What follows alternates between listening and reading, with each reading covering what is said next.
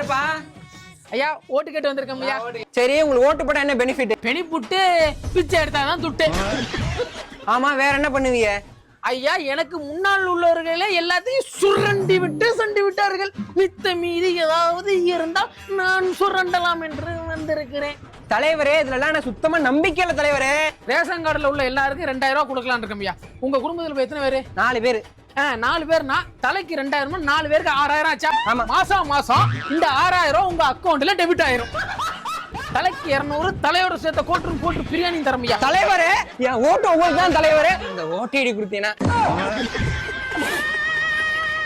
தலைவரே தூக்கம் வருது தலைவரே. இந்தாருங்கப்பா, நம்ம சங்கத்துல எவனுக்குலாம் தூக்கம் வருதோ எல்லாம் கிளம்புங்க.